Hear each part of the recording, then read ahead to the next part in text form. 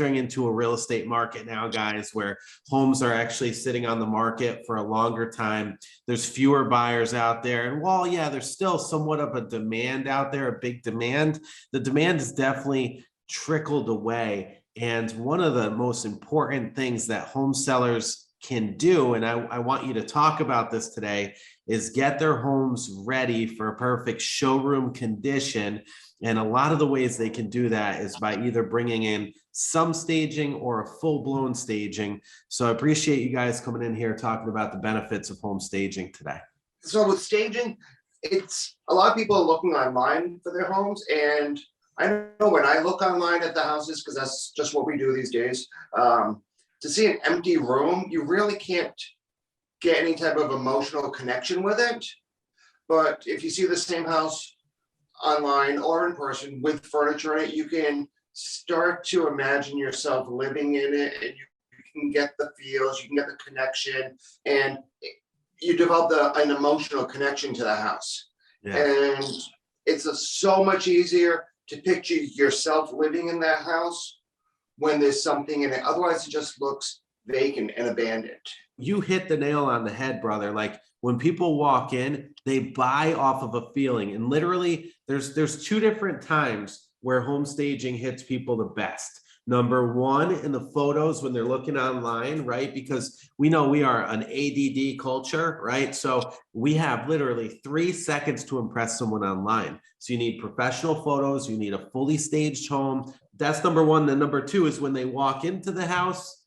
When they walk into the house, you can tell within literally 10 seconds if they're going to buy the house or not. I can. It's just a certain thing, a certain feel, a certain way they act, a way they look at one another.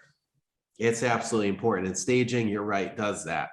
We were at a client's home last weekend, we did a walkthrough, a consultation with them, and it was with their own furniture. We didn't bring any of our product in, and gave them guidance where to put the furniture. Well, long story short, they had an open house this past weekend. Mother's Day weekend, well, you think people would be spending time with their moms. They had blinds outside the door, and the house ended up going into contract after one open house. So it does make a difference, the presentation of the house, whether it's with your existing furniture and you need us to come in and just kind of help you as far as editing or placement. That house had some good stuff, but the placement was all wrong. They had big bulky furniture in front of a railing and not really playing up the right features in the house.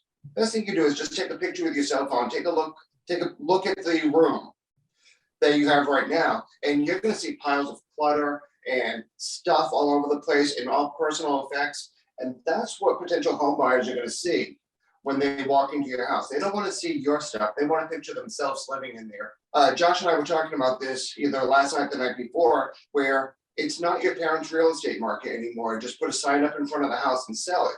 People have become very savvy about what they want in the house and what the house should look like.